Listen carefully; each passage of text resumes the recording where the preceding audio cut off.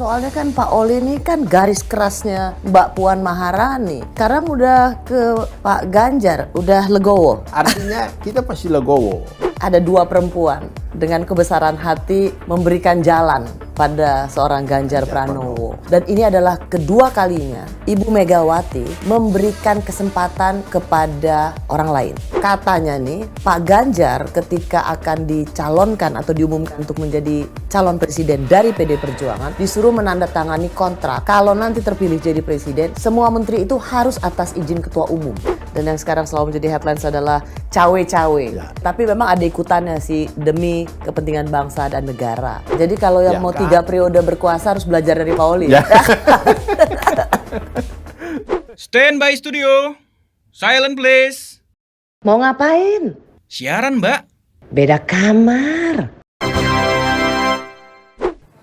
Ketemu lagi di Kamar Rossi. Kali ini saya memang sudah lama sekali ingin mengundang tokoh yang satu ini. Kenapa? Karena di tengah pencapresan urusan pemilu 2024, tokoh yang satu ini begitu penting untuk kita dengar insight-nya atau pemikirannya, termasuk pengalaman politiknya. Ia adalah Gubernur Sulawesi Utara, tapi sekaligus juga Bendahara Umum PD Perjuangan selama 3 periode dan Ketua DPD PD Perjuangan Sulawesi Utara. Pak Oli Dondo Kambe. Pak Oli, terima kasih udah menerima undanganku. Ya. Akhirnya. Saya sebenarnya berterima kasih karena saya kan jarang Mbak Rossi tampil, tapi karena Mbak Rossi yang undang, saya hadir di tempat ini. Susah sekali minta waktunya Pak Oli nih. Ke Cina, ke Rusia, ngapain Pak Oli? Ya kan gubernur Mbak, kita harus promosikan daerah yang kita pimpin. Nah saat ini kan Cina itu menjadi tempat pelancong yang paling banyak. Setelah pandemi kan kita kurang, jadi harus lakukan lobby pertemuan-pertemuan lagi dalam rangka turis datang. Begitu juga di Rusia. Rusia kan kita lihat banyak sekali turis datang ke Bali. Tentunya saya datang ke sana sekaligus juga saya diundang bicara di dalam pertemuan Forum Ekonomi Eurasia di sana. Sekaligus juga kita ketemu dengan wali kota Moskow untuk membangun patung Soekarno di kota Moskow. Dari beberapa kali kita mau janjian ketemu Pak Oli, ke Cina oke lah, reschedule. Ke Moskow oke lah, reschedule.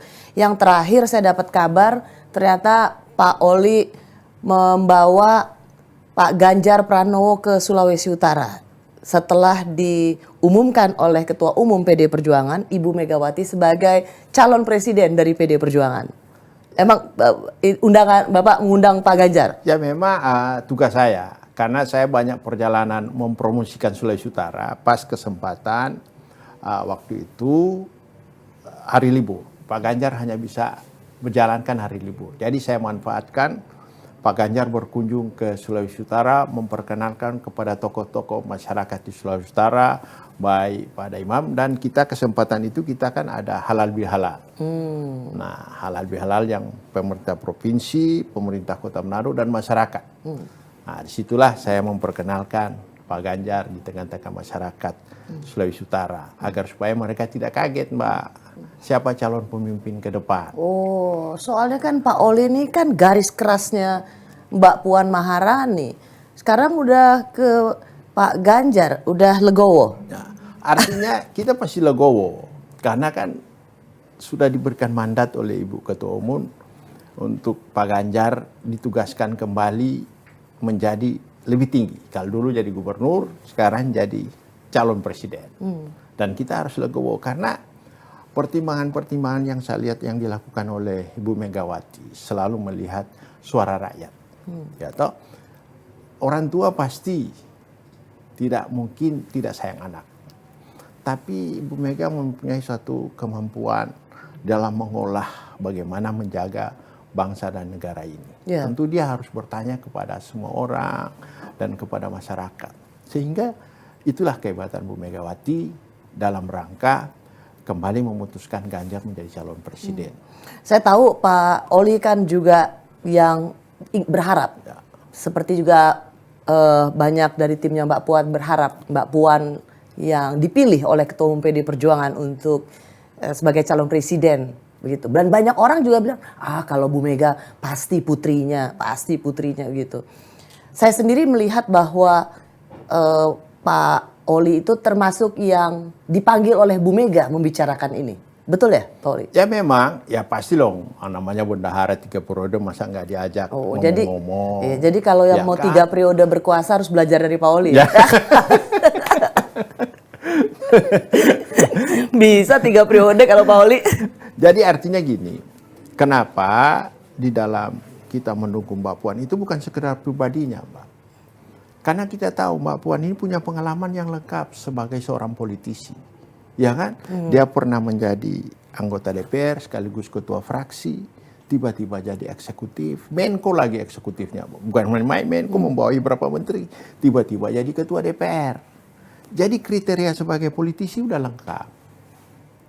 Jadi wajar ketika pendukung Mbak Puan merasa bahwa ya Mbak Puan bisa untuk naik lagi ke pentas yang lebih tinggi. Dan tentunya juga satu hal, kita tidak bisa lupakan bahwa kakeknya Mbak Puan adalah putra bangsa, ya toh, yang membangun itu. Jadi garis ini yang kita lihat juga di situ. Jadi apa salahnya kalau kita memberikan kriteria Mbak Puan cocok jadi pemimpin negara kita. Ya. Pak Oli saya lihat waktu pengumuman itu ya Pak Oli di Bogor. Selain ada Ibu Ketua Umum, ada Mbak Puan, ada Mas Nanan. Tentu sang calon juga ada, itu ada Sekjen, ada Pak Pram, ada Pak Oli juga. Itu benar-benar silent operation ya untuk Jadi memang bukan persoalan silent operation. Dan kita memang Ibu yang memutuskan karena mandat dari partai dalam kongres sudah memutuskan bahwa Ibu Ketua Umum akan memutus segala sesuatu. Walaupun kita ada pembicaraan, tetapi kita tahu Ibu akan memilih hari yang pas. Jadi 21 April itu sebenarnya benar-benar dadakan. Memang 21 April itu benar-benar sangat dadakan. Walaupun ada pembicaraan tapi sangat dadakan dalam Ibu melakukan kontemplasi kapan untuk mengumumkan. Nah, saya rasa Ibu memilih itu tanggal 21 April itu bagaimana memperlihatkan bahwa perempuan itu menjadi salah satu contoh. Kan di mana-mana orang bilang surga itu ada di belakang kaki Ibu, bukan di mana-mana. Ya kan? Nah, tentunya Ibu memilih hari itu dalam rangka memperlihatkan bahwa perempuan itu dari zaman dulu sudah bisa jadi pemimpin. Pendobrak segala sesuatu yang menjadi hal-hal hambatan-hambatan bagi kita. Siapa pada zaman itu bisa mendobrak itu? Cuma era Kartini, dari gelap terbitnya terang. Nah, inilah Ibu pilih hari perempuan itu. Karena memang dua perempuan ini sangat-sangat bagi pribadi saya sangat-sangat memang mempunyai kemampuan yang sangat hebat.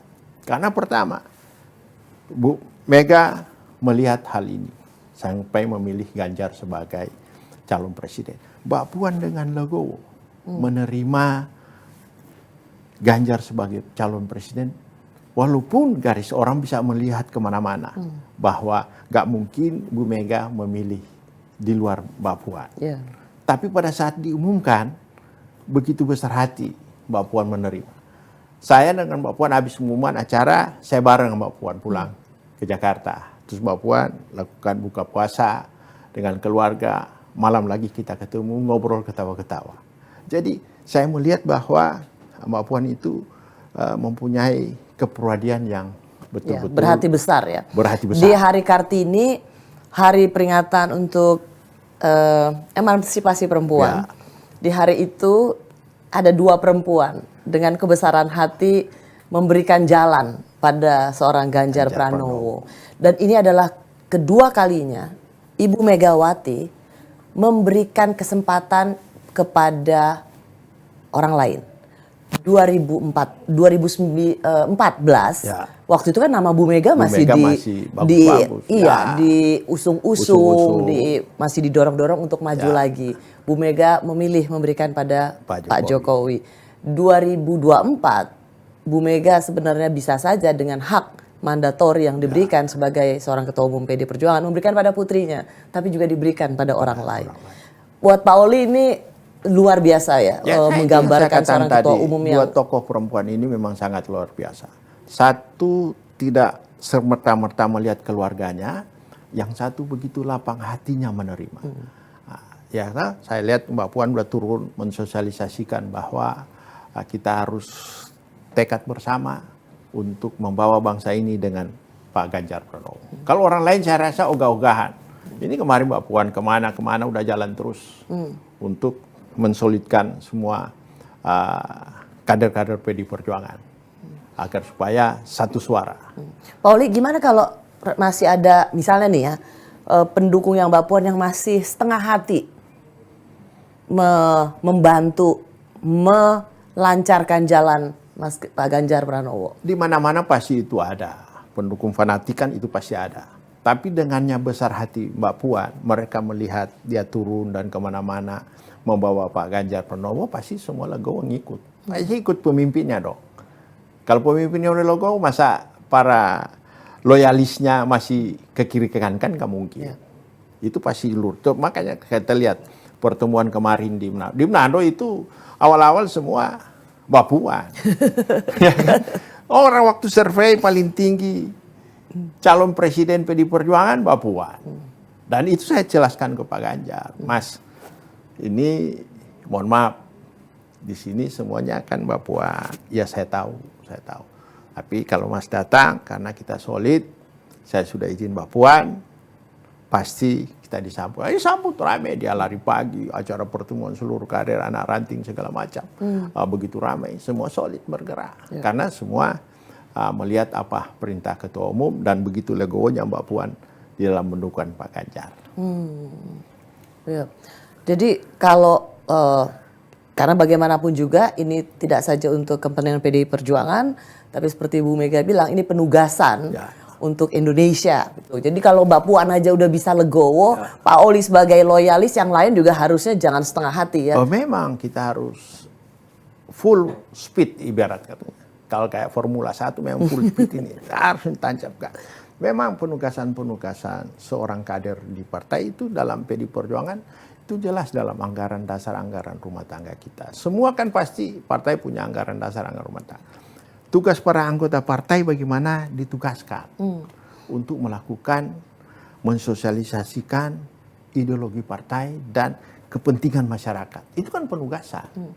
Jadi saya kira penugasan-penugasan itu sama saya di mana-mana. Saya jadi gubernur juga ditugaskan bagaimana mensejahterakan rakyat Sulawesi Utara. Nah, itu tugas utama kita. Begitu juga jadi presiden harus melaksanakan kerja. Karena presiden itu menjalankan pemerintahan lewat visi misinya. Beda dengan dulu Mbak Rosi. Kita ada GBHN. Sekarang kan penugasan itu menjalankan visi misi. Jadi waktu dia jual visi misi kemana itu harus jalankan. Itulah yang partai tugaskan. Yang kamu harus lakukan ini loh. Ini loh. Nah, itu yang disampaikan penamaran masyarakat. Jadi partai mengawasi visi misi presiden itu. Itulah tugas partai. Itu yang sebenarnya tapi itu secara di persepsi publik petugas partai itu jadi konotasi yang sangat tidak salah. Iya, tapi kalau mereka jadi melihat negatif hal ya, yang benar, jadi presiden melaksanakan tugasnya tadi, visi misinya. Nah, visi misi kan yang membuat para partai yang membuat. Bagaimana cara mensejahterakan rakyat. Nah, itu tugas partai. Pak Oli, banyak sekali sekarang beredar sebuah yang mengatakan bahwa aduh Pak Ganjar ini dianggap sebagai petugas partai karena salah satu buktinya katanya nih Pak, karena Pak Oli ada di Batu Tulis waktu itu. Katanya nih Pak Ganjar ketika akan dicalonkan atau diumumkan untuk menjadi calon presiden dari PD Perjuangan disuruh menandatangani kontrak. Kalau nanti terpilih jadi presiden, semua menteri itu harus atas izin ketua umum. Saya kira nggak ada kontrak-kontrak begitu, karena Ganjar kan ini dari awal sudah kader partai. Yang ada arahan-arahan dari Ibu Ketua Umum apabila kamu jadi presiden. Salah satu saya paling dengar bagaimana Ibu Mega mengarahkan Ganjar. Jangan kau lihat Ganjar kemewahan istana. Yang kau harus lihat sisi gelapnya istana. supaya kamu tahu persoalan-persoalan yang ada di masyarakat. Itu yang Bu Mega tekankan selalu. Ke kita pun, waktu saya mau jadi gubernur, Ibu Mega, jangan kau lihat kekuasaan yang kau punya. Kau harus lihat hal-hal lain di lingkaran-lingkaranmu itu. Itu yang kau harus jaga. Saya kira nggak ada lah. Kalau soal pembentukan kabinet, penunjukan menteri, semua. Ya kan pembentukan kabinet itu kan pengalaman Pak Jokowi semua kan diusulkan oleh partai. Mana ada yang tidak direkomendasikan oleh partai? Apakah itu bilang menjadi sesuatu supaya presiden ke depan dari PD Perjuangan Ganjar terikat? Kan pengalaman 10 tahun. Partai ini mengusulkan si A, partai ini mengusulkan A. Begitu juga pada saat ada partai menterinya yang kena kasus hukum, dan diusulkan juga dari ketua partai itu kan. Banyak kasus kejadian seperti hal-hal seperti itu. jadi nggak benar tuh tanda tangan kontrak bahwa semua menteri dalam kabinetnya kalau Pak Ganjar terpilih harus seizin. Nggak ada lah, nggak ada seperti. Tapi realita kan seperti itu. Tadi saya katakan bahwa representasi menteri dari partai politiknya pasti atas persetujuan ketua umum. Kan begitu. Jadi kalau dari PD Perjuangan ya wajar. Nama juga yang diusulkan oleh ketua umum. Bukan berarti ketua umum PD Perjuangan mengatur semua kabinet. Semua kabinet. Ya sama kayak kemarin Golkar, Menpora mundur, Golkar mengusulkan 2 nama. Kan ketua partai yang ngusul 2 nama. Itu dari mana ya kok bisa ada? Ya toh. Bisa ada desas-desus bahwa tanda tangan kontrak. Ya artinya harus kan semua seizin Bu Mega. Sehingga kenapa saya tanyakan ini, Pak Oli. Jadi ini kemudian dikaitkan bahwa tuh kan benar boneka partai, tuh kan benar petugas partai. Kan gini, perlu kita lihat ke belakang, Mbak Rosi. PD Perjuangan dari survei-survei di mana-mana tidak pernah turun dari 20%. Nah ini kan ada kecemburuan. Kenapa sih PD Perjuangan di atas 20% terus? Nah caranya bagaimana supaya PD Perjuangan turun surveinya? Tentu harus digembosi dengan cerita segala macam. Itu kan strategi dalam pertarungan. Kalau mau menaikkan seseorang harus menurunkan. Gak mungkin ini naik, udah melewati persentase yang ada. Nah itulah penghabisan PDIP di mana-mana dikatakan sombong lah dan segala macam lah. Karena kecemburuan semua sebenarnya. Kenapa sih PDIP nggak bisa turun-turun? Semua sudah melakukan. Nah ini satu persoalan sini. Pengen dicari-carilah hal-hal yang supaya. Jadi Pak Oli lihat ini lebih ke arah untuk apa? Untuk mendiskreditkan kampanye negatif untuk PD Perjuangan. Nah karena tadi Pak Oli sudah bilang soal sombong. Saya banyak mendengar Pak Oli bahwa PDIP ini dibilang sombong gitu, mentang-mentang partai pemilu yang sudah menang 2 kali dan mau hat-trick katanya, tapi dan ya sombong lah gitu. Gimana menjawabnya? Ya itu yang saya katakan tadi, PD Perjuangan dianggap sombong karena pertama 2 kali kita menang, yang kedua kali ini juga kita bisa mencalonkan sendiri calon presiden, seolah-olah tidak perlu bicara dengan partai-partai lain, kita bisa jalan sendiri. Tapi kan selama ini kita tidak mau publis. Kita kan sudah bicara dengan semua partai-partai. Tapi kan mereka punya konsep sendiri. Yang sombong justru mereka. Ya kan? Bukan kita yang sombong. Mereka yang lebih dulu mencalonkan, memblok-blok sendiri. Bukan kita. Ya kan? Lebih duluan mengumumkan koalisi. Mengumumkan koalisinya semua tidak mau bicara sama kita. Seolah-olah kita dianggap tidak mau berbicara. Padahal kan kita berbicara. Makanya kemarin Hanura datang, P3 datang, ada beberapa partai lagi akan menyusul dengan kita. Jadi bukan sombong. Ada keterbukaan dulu dari diri kita supaya tidak katakan bahwa PD Perjuangan itu sombong. Cuma ya itu tadi, konotasinya itu tadi Mbak Rosi. Ada hal mereka melihat PD Perjuangan ini tidak pernah turun surveinya. Mau ada gelombang apapun, selalu masih tetap 20%. Nah ini kan jadi satu persoalan. Pak Oli, salah satu juga yang dianggap PD Perjuangan itu sombong adalah relawan tuh harus didaftarkan ke partai. Ini orang juga ngeliat sombong banget sih PD Perjuangan nih. Jadi artinya gini, dulu zaman Pak Jokowi juga yang ketua koordinator relawan Pak Eriko Sutarduga. Jadi semua juga mendaftar di situ supaya kita tahu organisasinya jelas. Sekarang juga kita buka menampung relawan-relawan dalam rangka memenangkan Ganjar Pranowo. Ya jadi kenapa harus presiden. didaftarin? Biar aja mereka swadaya, mereka punya keinginan sendiri untuk mendukung Pak Ganjar misalnya. Kenapa harus didaftarkan ke PD Perjuangan atau di bawah PD Perjuangan? Ini bukan di bawah PD Perjuangan. Supaya tercatat bahwa kita di sana ada relawan loh. Di sini ada relawan loh. Bukan supaya dia di bawah PD Perjuangan, tidak. Bebas justru kita. Namanya relawan. Kenapa PD Perjuangan harus melihat bahwa ya dicatat gitu? Supaya kita kan tentunya orang bekerja ada rewardnya. Ya tuh kasihan dong, udah jadi relawan bekerja, satu saat kita nggak memberikan reward kepada mereka. Jadi kita, tapi kalau jangan-jangan tiba-tiba dia Rewardnya apa nih, mengatakan relawan, komisaris? terus tiba-tiba nggak kerja, orang lain yang kerja, dia yang ngotot-ngotot ribut-ribut, kami udah kan pengalaman kita ada kayak gitu. Nggak, soal gini Pak Pauli, sorry.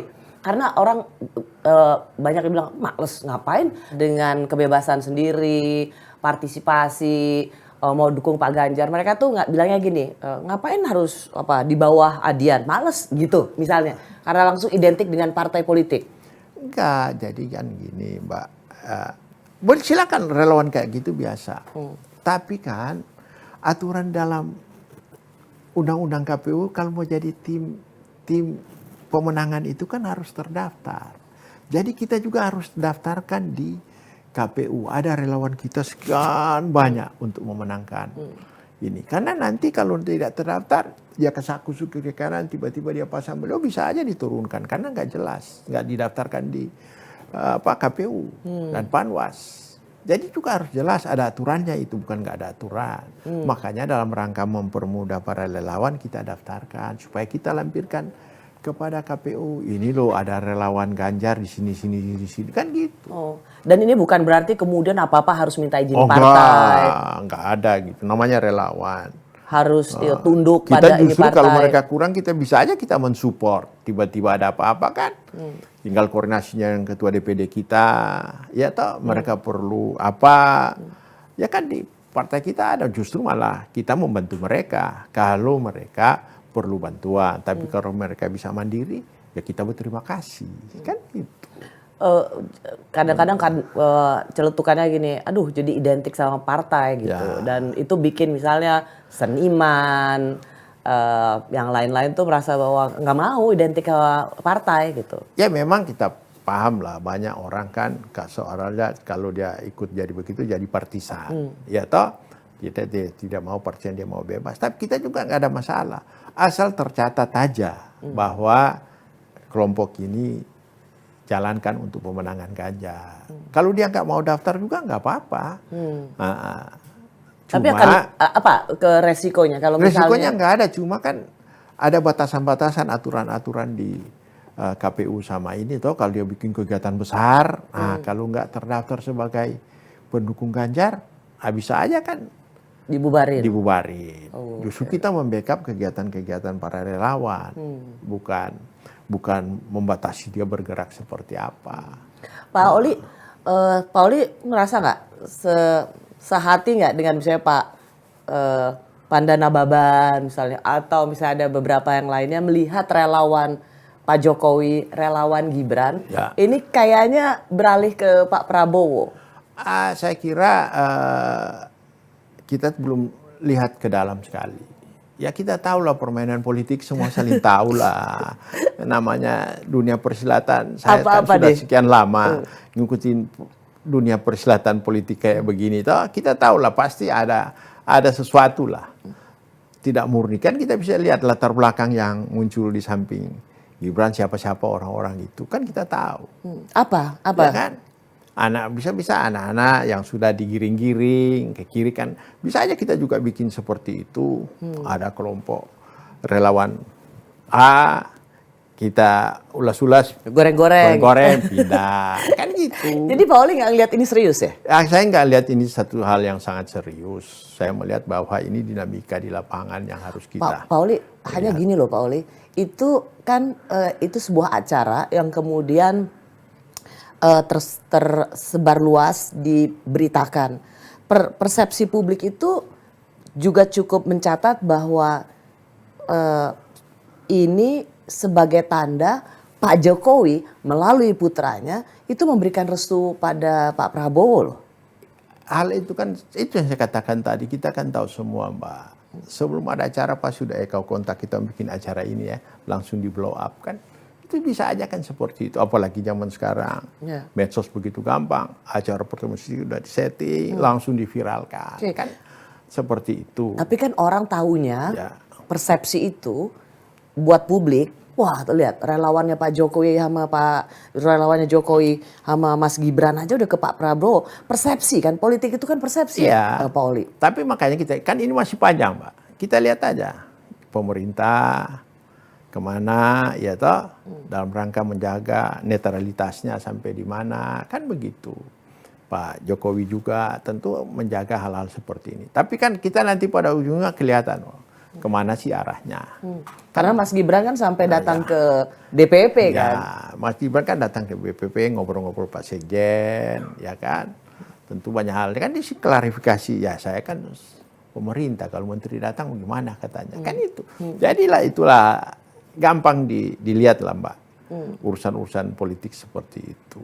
Banyak yang mengira atau menduga-duga rasanya Pak Jokowi ini Ya. ada dua nih arah dukungan. Karena berbagai survei ya Pak Oli, berbagai survei semua yang naik elektabilitasnya itu Ya. pasti yang mendapat endorse dari Pak Jokowi. Ya kita tidak bisa pungkiri karena dalam survei itu pemerintahan Pak Jokowi sama Pak Maruf Amin itu kesukaannya kan tinggi. Ya, approval ratingnya. Ya, Litbang tahu, Kompas Litbang Kompas bulan juga Mei ini 70%. 70-an kan. Pasti otomatis mereka punya, siapa yang dekat dengan pemerintah ini tentunya pasti akan naik ratingnya. Makanya Pak Prabowo kan ya seringlah komunikasi. Ya dia kebetulan dia menteri, jadi hari-hari lah ketemu lah.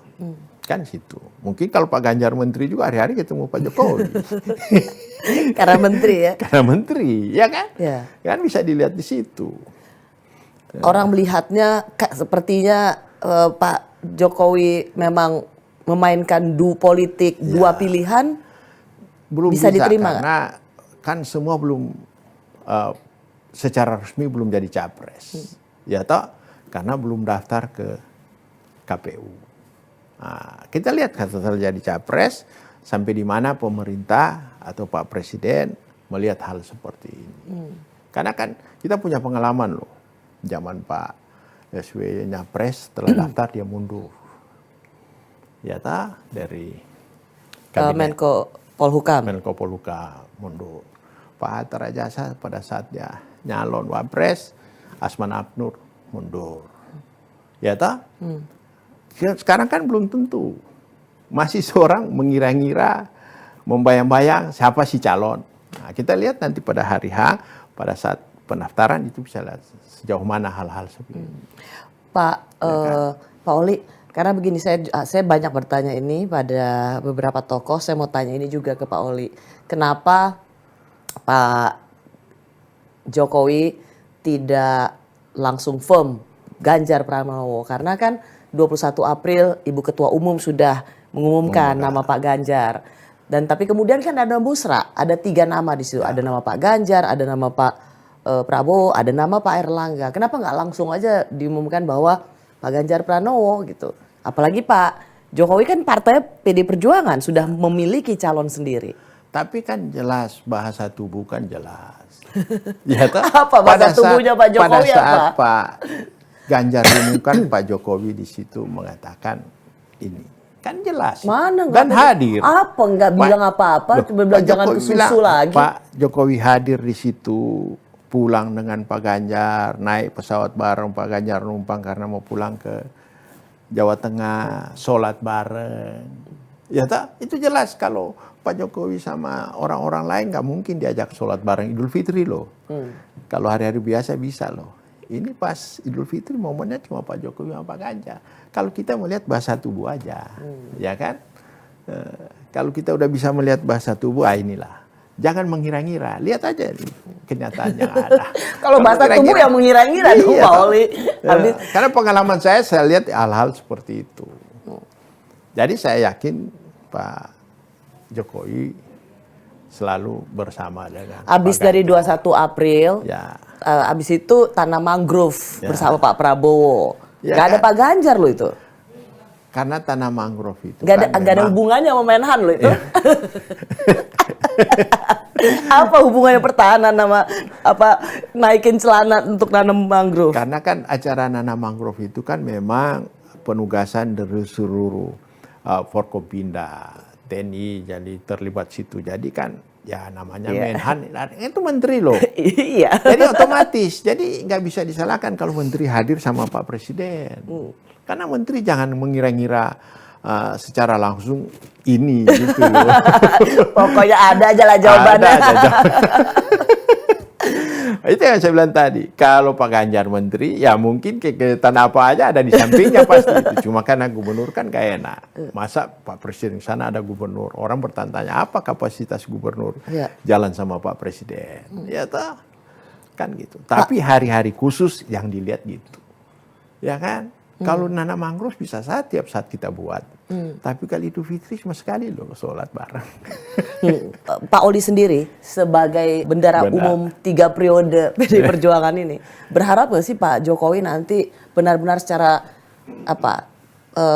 verbatim benar-benar mengatakan bahwa saya mendukung Ganjar Pranowo, jadi pilihlah Ganjar Pranowo, atau iya Pak Jokowi tetap dalam bahasa tubuh yang silahkan diartikan sendiri? Saya artinya Pak Jokowi kan dari gubernur, saya udah lihat bahasa tubuh Pak Jokowi.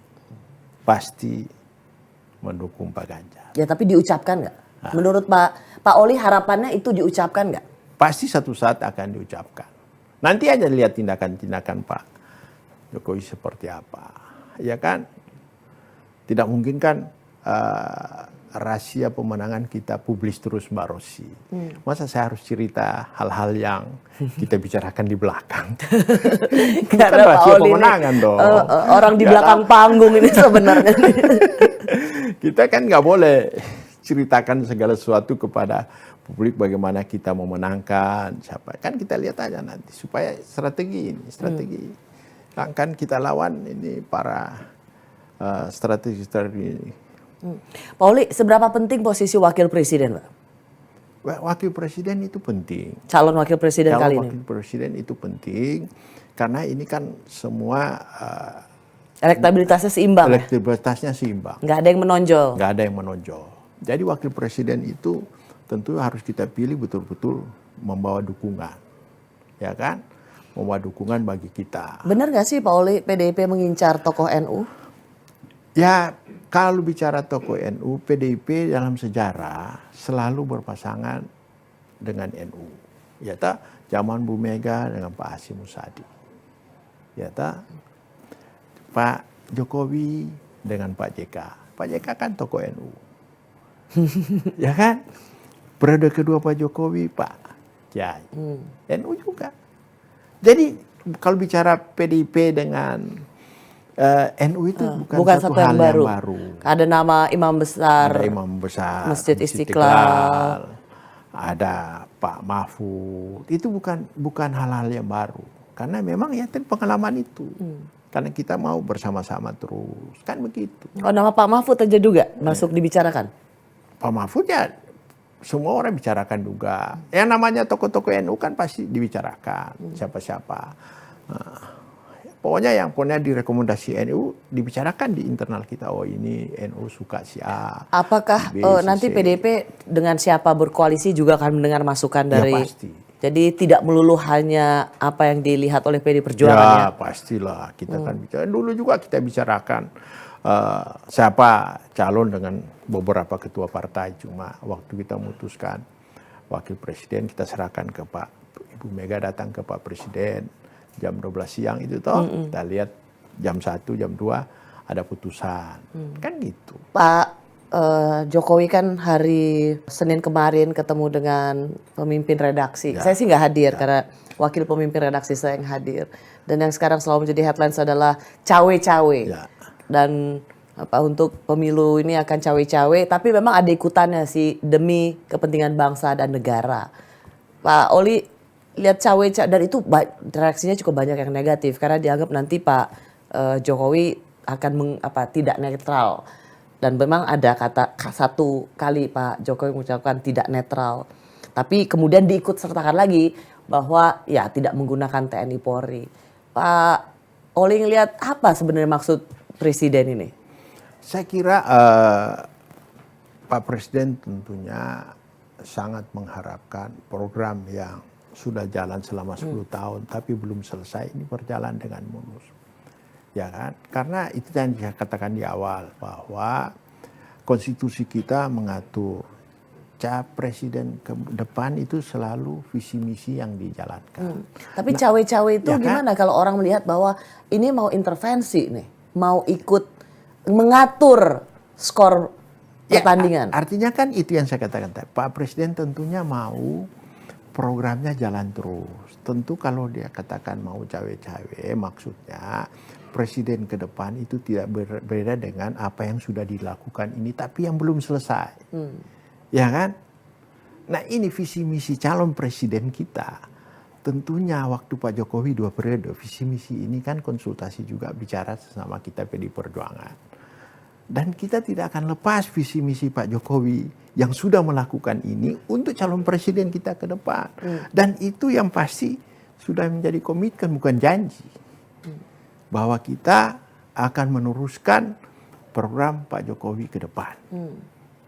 Karena 10 tahun yang dilakukan Pak Jokowi bagian daripada visi misi yang bersama-sama dengan PDI Perjuangan menyusun. Pak Oli, bagaimana kemudian dengan anggapan bahwa cawe-cawe ini demi kepentingan melanjutkan perjuangan maka akan meniadakan kompetisi atau menghalangi calon yang dianggap tidak melanjutkan pembangunan atau yang mengusung tema perubahan jadi out dari pertandingan atau dibikin tidak jadi masuk gelanggang?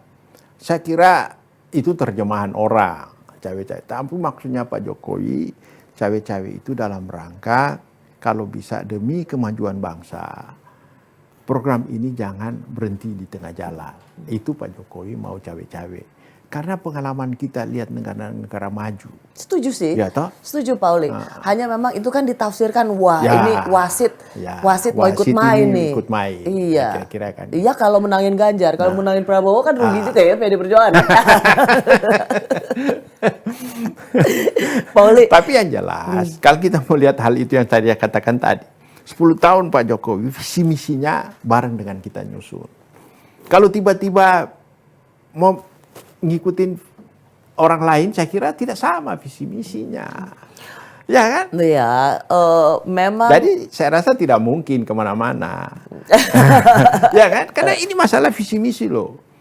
Masa tiba-tiba baru orang mau susun visi misi dia nggak tahu sejarahnya bagaimana jalannya kan gitu. Cuman kan menterinya Pak Prabowo kan menterinya Pak Jokowi, tidak ada visi menteri tapi yang ada visi misi presiden. Iya. Berarti sosoknya Pak Prabowo kan juga menjalankan visi misi presiden yang diinin oleh PDI Perjuangan. Iya, justru itu. Ngeri barang ini.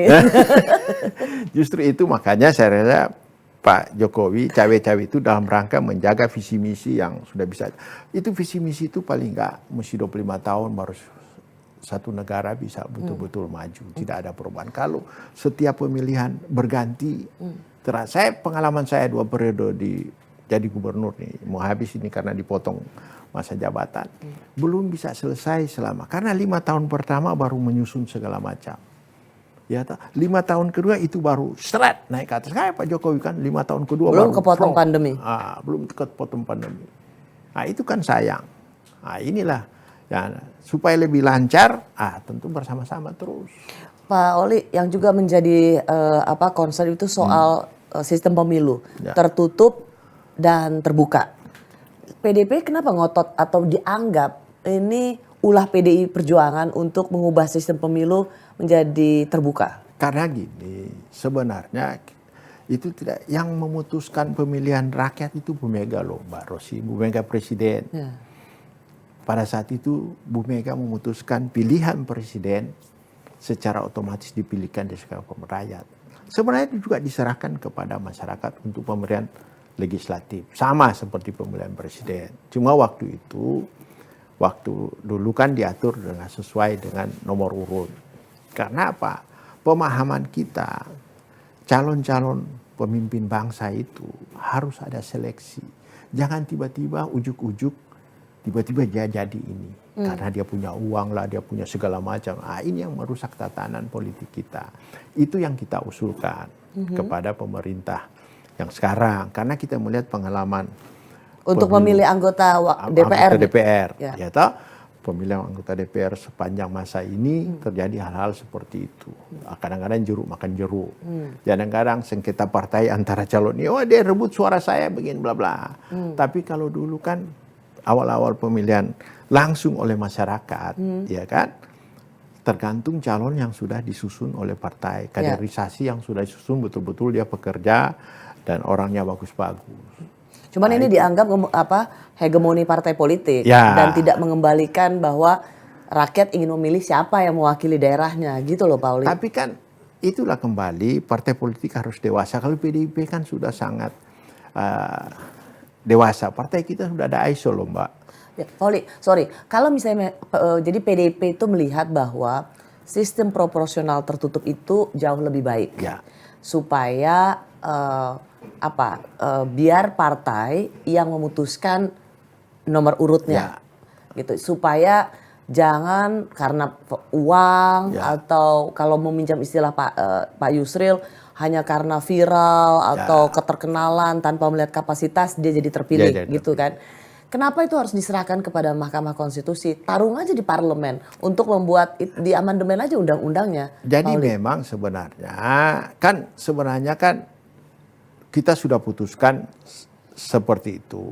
Karena 2 kali kita usulkan tertutup dibantahkan oleh MK. Udah 2 kali loh, 2 kali pemilu loh. Kita minta tertutup, terbatas, tetap dimentahkan terbuka semua. Ini yang ketiga kali lagi. Jadi saya kira diserahkan sepenuhnya kepada Mahkamah Konstitusi tentang tertutup atau terbuka ini. Karena di parlemen sudah bertarung, seperti itu hasilnya ini. Nah, kita mengusulkan ini karena melihat hal-hal yang... Oke, tapi kenapa enggak di antara itu biar menjadi bagian dari pemerintah dan DPR aja? Enggak cukup kuat ini Enggak, ya? bukan. Sebenarnya kan sudah putus. Undang-undang pemilu kan sudah Iya, selesai. betul, ya. Tapi kan karena ada gugatan dari orang menyangkut terbuka dan tertutup ini, ya kita merespon. Karena kita menganggap, karena waktu dalam pembahasan juga kita merespon hal tertutup ini. Oh, PDIP memang lebih karena merasa tertutup jauh lebih baik. Karena kita kaderisasinya jelas, Mbak. Yang untuk calon anggota DPR kita ada fit and proper test, ada psikotes. Jadi terus kaderisasi poin-poinnya jelas. Yang mau jadi anggota DPR misalnya nomor 1 harus si A, walaupun dia nggak punya uang, karena dia betul-betul kader yang sudah teruji, sudah ikut sekolah partai dan segala macam. Ya, cuman itu kan mengembalikan yang banyak pengamat bilang itu partai itu jadi mengatur semuanya dan hegemoni itu ada di tangan partai politik. Cuma memang ada positifnya, ada negatifnya. Kalau pengurus partainya nggak jelas, pasti yang keluar calonnya negatif semua. Ya tak? Tapi kalau partainya diatur dengan baik, pasti yang keluar calon-calon anggota DPR itu betul-betul orang yang punya qualified. Tapi kan itu kan versi pemerintah, belum tentu juga apa yang dianggap dilihat baik oleh partai itu juga oleh publik baik gitu kan belum tentu ketemu juga Pak. Makanya saya bilang ada baiknya, ada buruknya. Tinggal kita lihat. Makanya diserahkan kepada Mahkamah Konstitusi untuk melihat. Pimpinan Mahkamah Konstitusi ini kan memang dipilih orang-orang yang qualified. Jadi tinggal mereka lah berdiskusi mana yang paling masyarakat suka. Pak Jokowi hatinya kemana Pak untuk proporsional terbuka sama tertutup ini? Saya belum pernah ngobrol sama Pak Jokowi untuk hal ini. Ya kan? Karena saya kan jarang ketemu juga sama Pak Jokowi. Paling ada kunjungan ke daerah baru bisa. Karena cawe-cawe ini juga dikait-kaitkan tuh. Ini nanti juga pasti mau menangnya di proporsional tertutup gitu. Dikaitkan bahwa ini juga Pak Jokowi akan ikut campur soal sistem pemilu yang terbuka tertutup. Saya kira Pak Jokowi nggak sampai seperti itulah mencampuri Mahkamah Konstitusi kan sangat independen dalam memutuskan ini. Kalau dia tidak independen, wah percuma dong kita buat Mahkamah Konstitusi. Dia kan harus melihat segala sesuatu yang pernah kita kerjakan. Hasilnya katanya udah bocor tuh Pak, 3:6. Itu kan baru hasil bocor. Yang penting keputusan terakhir kapan diputuskan, itulah hasilnya Mbak. Benar nggak sebenarnya memang sudah diputuskan tertutup? Kalau saya mendengar belum katanya, belum. Tapi kalau hasilnya Pak, ternyata tetap dengan sistem yang awal yaitu terbuka, PD Perjuangan bisa menerimanya? Kita siap semua, mau terbuka bisa, mau tertutup. Kita kan hanya mengusulkan sesuatu hal yang lebih baik. Kan namanya demokrasi, Mbak. Amerika 300 tahun loh demokrasinya berpundak sampai sekarang. Kita baru 70 berapa? 70. Iya, 77 ya? Ya, baru 77 tahun kita. Jadi proses demokrasi itu harus panjang baru ketemu yang ideal kayak apa. Kan gitu. Pak Oli, terakhir nih. Partai-partai di luar PD Perjuangan yang di parlemen itu bereaksi keras loh. Kalau MK memutuskan tertutup, maka termasuk ada yang bilang dari Partai Gerindra kalau salah. Kami juga punya kewenangan loh untuk mengevaluasi anggaran MK. Ya, pasti kan namanya anggota DPR. Kan tugasnya salah satu budgeting. Ya pasti dong kalau ini dia pasti melakukan hal-hal seperti itu. Itu pasti. Kita juga mengikuti semua kebijakan Cuman politik. itu Pak Oli lihat itu sebagai ini nggak sih mengancam partai politik berusaha mengancam MK yang memiliki kewenangan anggaran. Jadi semacam show mau sok kuasa gitu. Jadi artinya 560 anggota DPR sudah memutuskan undang-undang pemilu bersama-sama dengan pemerintah. Ya toh, tiba-tiba ada lembaga yang menggugat ke MK. Terjadi berproses. Nah inilah ada ketersinggungan dari pimpinan-pimpinan fraksi yang tidak suka dengan tertutup. Nah, pasti mereka menyuarakan hal itu. Kalau kita mau terbuka tertutup, saya kira kita menerima. Tapi walaupun kita perlu bisa takut dong. Bisa takut dong MK kalau denger ini kan, waduh nanti anggaran kami diiniin. Ya, kira-kira jitu talk chair nggak ini ancaman artinya kan parlemen? Namanya politik harus komunikasi, Mbak. Dikomunikasikan dengan hal yang baik, saya kira pasti ada jalan keluarnya. Pengalaman saya 11 tahun di DPR semua dikomunikasikan dengan baik, semua mulus, nggak ada permasalahan-permasalahan. Bendara umum 3 periode, yang lain susah banget bisa 3 periode. Mbak Oli 3 periode langsung.